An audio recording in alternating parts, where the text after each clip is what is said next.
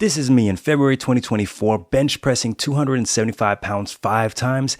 Yes, I struggled in my last rep, but this is a long way from where I was a year ago and even a longer way from a few years ago. And the more I thought about it during my workouts, the more I realized how much exercise and really saving money kind of go together. Allow me to explain, because whether you are beginning this journey to financial independence or have been doing this for 10, 20, 30 plus years, there are 5 important lessons from exercising that all of us can apply to saving money that will continue to help us build the kind of wealth that we want. Let's start with the first lesson, and that is that we all start at zero.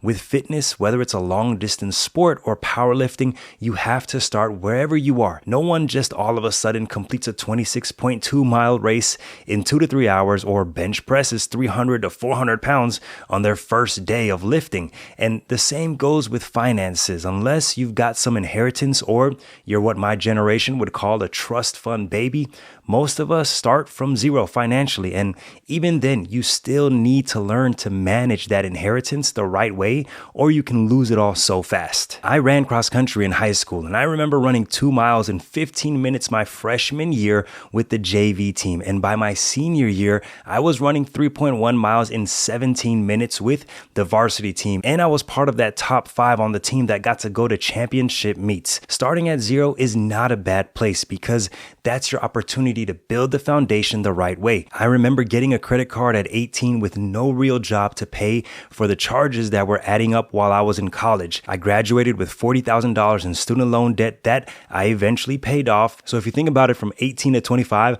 I personally was actually in the negative. It's okay to start at zero or negative, but you've got to take action to get yourself moving to the positive side of wealth. The next lesson that I want to share is around consistency. Making progress with health and personal fitness depends heavily on how consistent you can be. Since coming back to working out in 2023, there have been days where I just didn't have it in me to do a 45-minute leg day workout, but I know if I miss a day here or there, I'm only delaying my progress.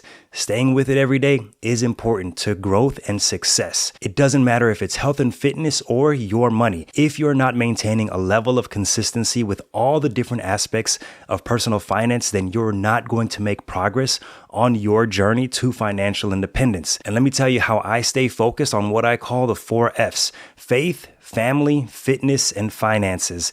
Consistent growth in these 4 areas of my life are important, and each day I try to prioritize spending time doing what I need to do to strengthen the faith, family, fitness, and finance parts of my life, because these are interconnected, and when one suffers, it typically means the others are also suffering. So if I can continue to focus on these 4 areas of my life, they all rise up together. Next is one of my favorite mantras, and that is no pain, no gain. As I'm learning more about weightlifting and bodybuilding and how you really got to push your muscles just a bit more to grow, is something that I've seen with our journey to financial independence. When my wife and I were focused on getting out of debt, we sacrificed a bit of enjoyment along the way, and seeing our hard-earned money primarily go to our student loans, car notes, and credit card debt was hard at first, but it was necessary. If we wanted to come out of a negative net worth and get those gains, this is what we needed to do. When you're working out, the recovery is never easy, but I would say that pain is a sign of progress. You're headed in the right direction,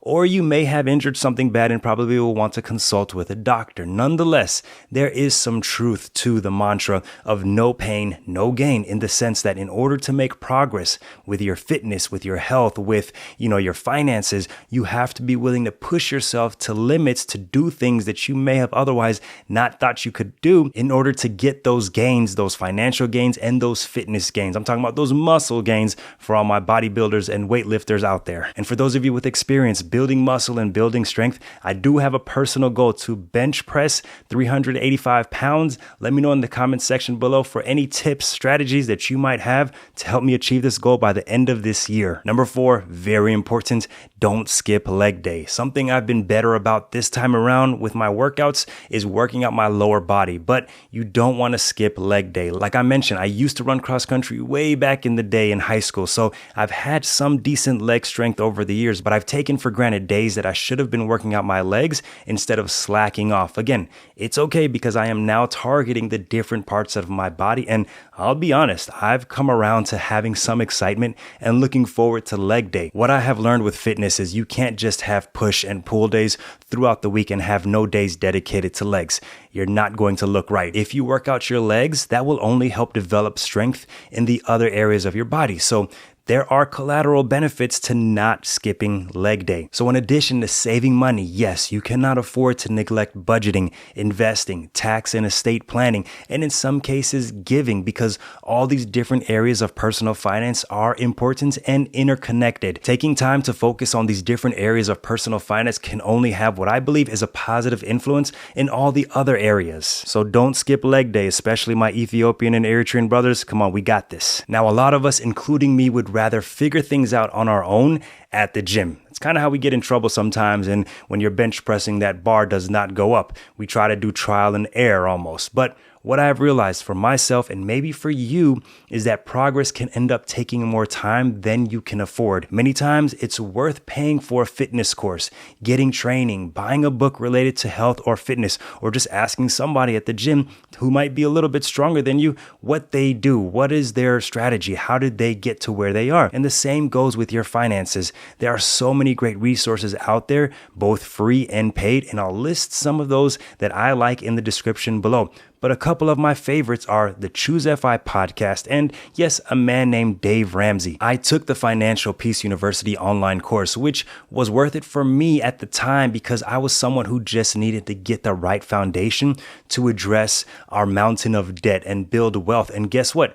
I'm still reading personal finance books and listening to podcasts. And on the other side, for my health and fitness, I'm now following a few fitness YouTubers who focus on natural strength building without gear. And that's something you'll learn more of. You're going to find strategies you agree with and disagree with, whether it's fitness or finance. So it's on you to figure out what works best for you and your unique situation. Just like we say, personal finance is personal. Now, just as important, you want to avoid money traps and bad financial habits that will keep you from building wealth. The video on the screen will reveal 7 money habits that are keeping you poor. Click on it and I'll see you over there.